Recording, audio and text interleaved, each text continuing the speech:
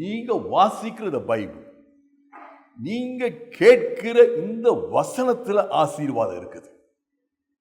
ஏசாயா 55:10-11 அப்படியே என் வசனம் இருக்கும்.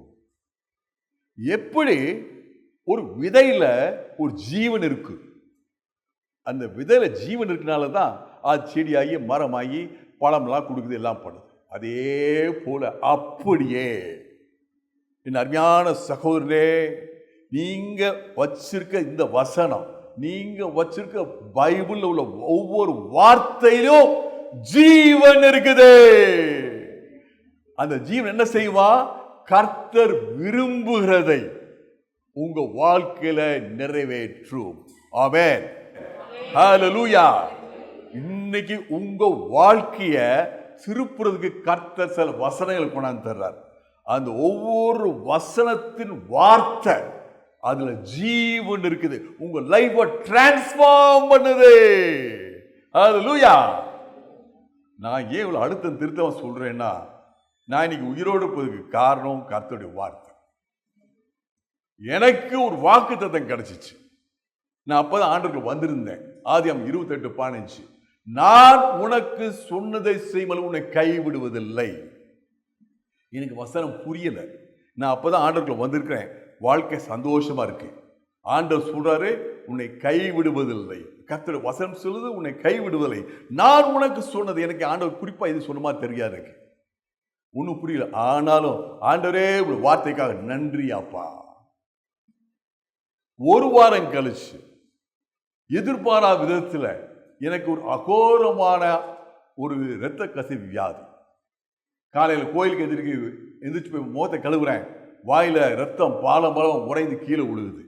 டாக்டர்கிட்ட போனேன். டாக்டர் சொல்றாரு, நீங்க டெஸ்ட் பண்ணிட்டு வாங்க அப்படின்னாரு. டெஸ்ட் பண்ணி போறதுக்கு பார்த்தா யூரின்ல பிளட், என் உடம்பு ஃபுல்லா எந்த காயமெல்லாம் பிளட் வெளியே வந்துட்டு இருக்கு. அப்ப எனக்கு இந்த வார்த்தை ஆண்டவர் ஞாபகப்படுத்தினார், நான் உனக்கு சொன்னது செய்யும்போது உன்னை கைவிடுவதில்லை. ஆண்டவரே, என்னை கைவிட மாட்டீங்க ஆண்டவரே. டாக்டர் சொல்றாரு, இது அரிதான வியாதி, 10 லட்சத்துல ஒருத்தருக்கு வர வேண்டிய வியாதி. இந்த வியாதிக்கு மருந்து கிடையாது, சிகிச்சை கிடையாது. ஆனா எனக்கு என் ஆண்டவர் இருக்கிறார், ஆண்டவர் வார்த்தை இருக்குது, நான் உன்னை கைவிடுவதில்லை. மனுஷனுக்கு ஒயிட் செல்ஸ், ரெட் செல்ஸ் ரத்தத்தில் இருக்கிற மாதிரி பிளேட்லெட் என்ற செல் உண்டு. இது ரத்தத்தை சரியா உரைய வைக்கும். எனக்கு ஏதோ ஒரு காரணத்தினால இந்த பிளேட்லெட் எண்ணிக்கை குறைஞ்சு போச்சு, ரத்தம் ஆங்காங்கே வெளியே துவங்கிடுச்சு. என்னை வெள்ளூர் ஆஸ்பத்திரி கூட்டி போனாங்க. அங்க போனாங்கன்னு சொன்னாங்க, உங்க மதுரை டாக்டர் கரெக்டா சொல்லியிருக்காங்க, இந்த வியாதிக்கு மருந்து கிடையாது, சிகிச்சை கிடையாது, பார்ப்போம் பார்ப்பாங்க. என்னோட நிலைமை ஒவ்வொரு நாளும் கீழே போயிட்டே இருந்துச்சு. அந்த வியாதி படுக்கையில் இருக்கும்போது ஒருத்தர் எனக்கு ஒரு ப்ராஃபஸி சொன்னார், ஆண்டவர் உன்னை ஊழியத்துக்கு அழைக்கிறார். அப்ப எனக்கு புரிச்சு, நான் உனக்கு சொன்னதை ஆண்டவர் என்னை ஊழியத்துக்கு அழைத்திருக்கிறார், அதை நிறைவேற்றும் வரைக்கும் என்னை கைவிடுவதில்லை. என் விசுவாசம் ரொம்ப கன்ஃபார்ம் ஆச்சு. எனக்கு நம்பிக்கை ஒன்னே ஒண்ணுதான், வார்த்தை. என் முன்னாடி என்னுடைய யூரினை கலெக்ட் பண்ணி வச்சிருப்பாங்க, பார்த்தா எல்லாம் சோப்பா ரத்தம் பார் இருக்கும். என் டாக்டர் சொல்லுவாங்க, இவர் பிழைக்கிறதுக்கு வாய்ப்பு இல்லை. ஆனா எனக்கு ஒரே ஒரு நம்பிக்கை, வார்த்தை. ஹல்லேலூயா.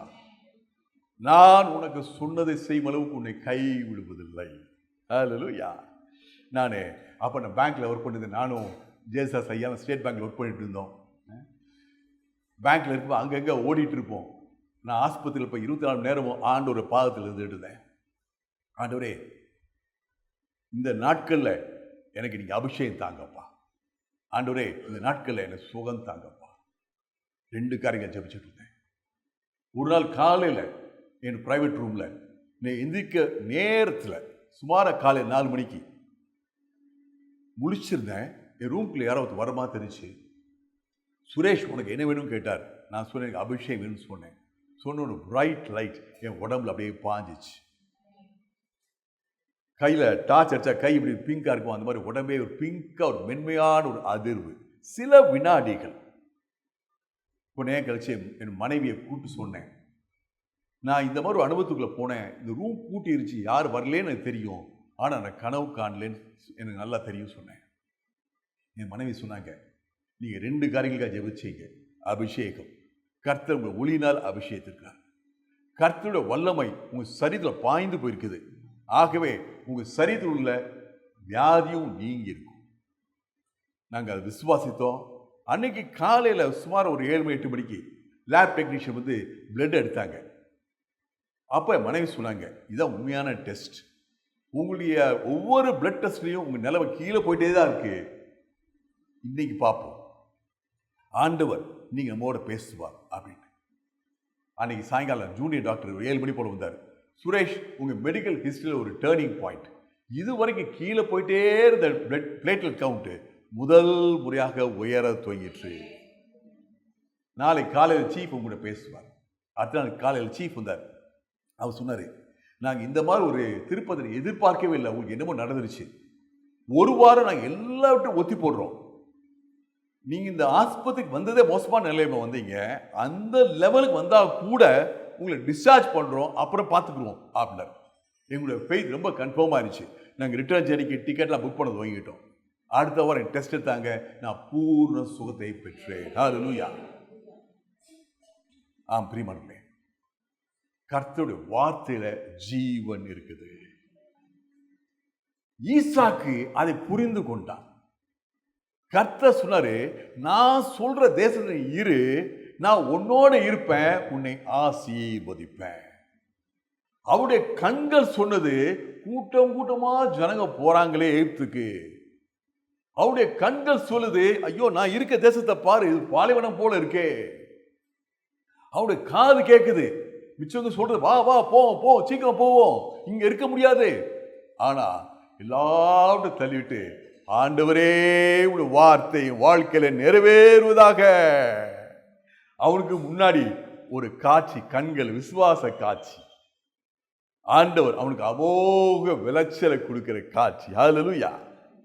பிரியமானவர்களே, இந்த வார்த்தையை கேட்டுக்கொண்டிருக்கும் போது கர்த்தர் உங்களுக்கு ஒரு தரிசனத்தை, ஒரு காட்சியை உங்க விசுவாச கண்கள் பார்க்கும்படி செய்வார். ஆமென். நீ நினைச்சிருப்பீங்க, என் வாழ்க்கையில இவ்வளோ நெருக்கம் இருக்கே, இவ்வளோ கஷ்டம் குடும்பத்தில் இருக்கே, நான் இந்த இடத்தை விட்டு வெளியே போகணும், இந்த ஆண்டிப்பட்டி தாங்காது, ஆண்டிப்பட்டியில் ஆசீர்வாதம் இல்லை, ஆண்டிப்பட்டியில் வழி இல்லை, நான் எங்கேயோ போகணும். ஆண்டவர் சொல்றாரு, நீ இருக்க இடம் முக்கியம் இல்லை, நான் உன்னோட இருக்குதா முக்கியம். ஹல்லேலூயா. ஹல்லேலூயா. கர்த்தர் உங்களை இருக்கிற இடத்துல ஆசீர்வதிக்க வல்லவர். ஹல்லேலூயா. Glory to God. எங்களுடைய ஊழியத்தில் வந்து பல தாழ்த்தப்பட்ட ஜனங்கள் இருக்க மத்தியில் ஃப்ரீ டியூஷன் சென்டர்ஸ் வச்சுருக்கோம். டீச்சர் அப்பாயிண்ட் பண்ணியிருப்போம். டீச்சர் வந்து பிள்ளைங்களுக்கெல்லாம், கார்பரேஷன் ஸ்கூல், கவர்மெண்ட் ஸ்கூல் போகிறவங்களுக்கெல்லாம் சாயங்காலம் டியூஷன் சொல்லுவாங்க. நான் அப்போதைக்கப்போ ஒவ்வொரு சென்டராக போய் சாயங்காலம் போய் பார்ப்பேன். இந்த மாதிரி ஒரு பகுதியில் போய் நான் பிள்ளைங்களை பார்த்து பேசிக்கிட்டு இருந்தேன். அப்போ அந்த டியூஷன் சென்டரில் படிக்கிற ஒரு சின்ன ஒரு 8th ஸ்டாண்டர்ட் 9th ஸ்டாண்டர்ட் படிக்கிற ஒரு பெண், அந்த அம்மா வந்தாங்க. ஐயா, என் பிள்ளை பெரிய ஆளாகிட்டா, ஆனால் வந்து வயசுக்கு வராமல் இருக்கியா, நீங்கள் ஜெபம் பண்ணுங்க அப்படின்னாங்க. நான் எப்போதும் போல அநேகர் ஜெபம் பண்ணுறது போல, ஆண்டவரே இந்த மகளை நீ உருவாக்கி இருக்கீங்கப்பா, ஏற்ற காலத்தில் கனி கொடுக்க கிருபை செய், இயேசு நாமத்தில் கனி உண்டாவதாக என்று ஆசீர்வதிச்சிட்டேன். போயிட்டேன். திருப்பி அந்த சென்டருக்கு வர 3 மாதம் 6 மாதம் ஆயிருக்கும். வந்தேன். அப்போ அந்த அம்மா ஓடி வந்து சொன்னாங்க, என் பிள்ளைக்கு நீ ஜெபம் பண்ண அடுத்த நாளே வாய்ஸ் வந்துருச்சு. ஜெபித்த என்னால் வரல, நான் சொன்ன வார்த்தையினால வந்துச்சு. ஹல்லேலூயா. கனிதரும் வாழ்க்கை. பைபிளில் சில பேர் சொல்லுவாங்க 3000 வாக்குத்தத்தம் இருக்குன்ட்டு. நான் நம்ப மாட்டேன். ஒவ்வொரு வார்த்தையும் ஒரு வாக்குத்தத்தம். உங்கள் சூழ்நிலைக்கு ஏற்ற என்ன வார்த்தையோ அதை ஆண்டவர் உங்களுக்கு ரேமாவாக கொடுப்பார். ஹல்லேலூயா. அந்த வார்த்தை உங்கள் வாழ்க்கையை மாற்றும். ஹல்லேலூயா. கர்த்தர் என்ன சொன்னார் அவன்கிட்ட, ஈசாக்கிட்ட, நான் சொல்கிற தேசத்தை நீ போ, நான் உன்னோட இருப்பேன், நான் உன்னை ஆசீர்வதிப்பேன். அது சுருக்கமாக சொல்லணும்னா, நீ என்னை சார்ந்து வா, ரிலை ஆன் மீ, என்னை சார்ந்து வா, உன் வாழ்க்கையில ஆசீர்வாதம். ஹல்லேலூயா. அந்த வார்த்தைக்கு அவன் கீழ்ப்படிந்தான்.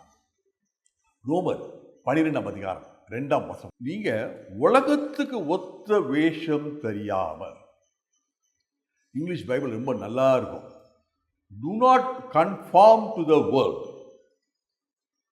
உலகம் இப்படிதான் அப்படின்னு ஒரு எண்ணம் வச்சிருக்குது. எனக்கு பணம் இருந்தா சந்தோஷம், இந்த பள்ளிக்கூடத்தில் படிச்சா எனக்கு என்ஜினியரிங் காலேஜ் இடம் கிடைக்கும், இவ்வளவு மார்க் இருந்தா எனக்கு வேலை கிடைக்கும், இத்தனை பவுன் தங்கம் இருந்தா எனக்கு நல்ல ஒரு திருமணம் நடக்கும். இது உலக சிந்தனை. பவுல் சொல்றாரு, இந்த உலக சிந்தனை எடுத்து போடு. அல்லேலூயா. தேவ சிந்தனை. Do not conform to the world. உங்க மனசு மாறணும். உங்க வார்த்தை பைபிளை வாசிக்க வாசிக்க உங்களுடைய ஆட்டிடியூட், உங்க மனப்பான்மை, உங்க விசுவாசம் மாறுது. கர்த்தர் என்னை ஆசீர்வதிக்கிறார், நான் ஆசீர்வாதமான வாழ்க்கையை பெறுவேன். ஆமென். ஹல்லேலூயா. இதான் ஈசாக்கு. எல்லா ஜனங்களும் ஏத்து போறாங்க, ஆனா கர்த்தர் வார்த்தை எனக்கு இருக்கு, நான் இங்கே இருப்பேன். God blesses you differently. வாசிங்க யாத்திராம் 8ஆம் அதிகாரம் 22-23 வசனங்கள். பூமியின் நடுவில் நானே கர்த்தர் என்பதை நீ அறியும்படி என் ஜனங்கள் இருக்கிற கோசை நாட்டில் அந்நாளிலே வண்டுகள் வராதபடிக்கு அந்த நாட்டை விசேஷப்படுத்தி என் ஜனங்களுக்கும் உன் ஜனங்களுக்கும் வித்தியாசம் உண்டாகும்படி செய்வேன். இந்த அடையாளம் நாளைக்கு உண்டாகும் என்று கர்த்தர் சொல்லுகிறார் என்று சொல் என்றார். என் ஜனத்துக்கும் உன் ஜனத்துக்கும் வித்தியாசம். ஹல்லேலூயா. God blesses you differently. உலகம் இது சொல்லு, இதுதான் ஆசீர்வாதம். ஆனா ஆண்டவர் சொல்றாரு, நான் உனக்கு ஆசீர்வாதம் கொடுக்கிறேன். The source of blessing is God. Hallelujah. கர்த்தருடைய ஆசீர்வாதம் வருது. மகனே மகளே, உலகம் கொடுக்கிறபடி அல்ல, உலகம் சிந்திக்கிறபடி அல்ல, உலகம் எதிர்பார்க்கிறபடி அல்ல. உங்க லைஃப்ல ஒரு அற்புதம் சுகம் கிடைக்கும். God blesses you differently. அவருடைய தழும்புகளால் நான் சுகமாகிறேன். அந்த வார்த்தையில வல்லம் இருக்கு. இந்த வார்த்தையை விசுவாசித்தீங்கன்னா உங்களுக்கு அற்புதம் சுகம். அவர் தாமே நம்ம பலவீனங்களை ஏற்றுக்கொண்டு நோய்களை சுமந்தார். இதை விசுவாசிங்க. என் நோயை அவர் சுமந்தார், அன்னைக்கு உங்களுக்கு அற்புத சுகம் கிடைக்கும். நான் ஐஸ்வர்யன் ஆகும்படி என் தரித்திரத்தை சிலுவையில் சுமந்தார். இதை விசுவாசிங்க, உங்க தரித்திரம் ஓடி போகும். Hallelujah. God blesses you differently. என்னுடைய வாழ்க்கையில உங்க வாழ்க்கையில பஞ்சம் இருக்கலாம், நெருக்கம், குறைவு. பஞ்சம் என்னது? சிம்பிளா பற்றாக்குறை, எம்ப்டினஸ். எனக்கு சந்தோஷமே இல்லை, பஞ்சம். என் குடும்ப சமாதானமே இல்லை, பஞ்சம். என் வாழ்க்கை நடத்த பணமே இல்லை, பஞ்சம். சாப்பிட்றதுக்கு ஆகாரமே இல்லை, பஞ்சம். நானும் நீங்களும் உலகம் போற போக்குல எனக்கு அது இருந்தா எனக்கு ஆசீர்வாதம் இருக்கும், என் பஞ்சம் நீங்கும். நான் அங்க போனா எனக்கு பஞ்சம் நீங்கும், அங்க போனா சமாதானம் கிடைக்கும், இங்க இதை செஞ்சா எனக்கு வாழ்க்கையில சந்தோஷம் கிடைக்கும், என் பஞ்சம் போகும். நீங்க ஆண்டவர் உங்களை பார்த்து சொல்ற வார்த்தை ஈசாக்கு சொன்ன அதே வார்த்தை. ஈசாக்கு அந்த தேசத்துல விதை விதைத்தான். எந்த தேசம்? ஆண்டவர் சொன்ன இடத்துல. இன்னைக்கு நீங்க ஆண்டவர் வார்த்தைக்கு கீழ்ப்படிந்தீங்கன்னா, ஈசாக்கு கீழ்ப்படிந்தான். எகிப்து போயிட்டு தான் போன, அப்படியே திரும்பிட்டான். யூட்டர். எகிப்துல நைல் நதி ஓடுது, அங்க சும்மா செழிப்பு பயங்கரமா இருக்குது. எனக்கு அதை நம்பிக்கை இல்லை, நைல் நதி மீது நம்பிக்கை இல்லை, என் ஆண்டவர் மீது நம்பிக்கை, ஆண்டவர் வார்த்தை மீது நம்பிக்கை. என் வாழ்க்கை, என்னுடைய ரூட்டை, என் ஜேர்னியை, என் டைரக்ஷனை, என் திசையை மாற்றுறே.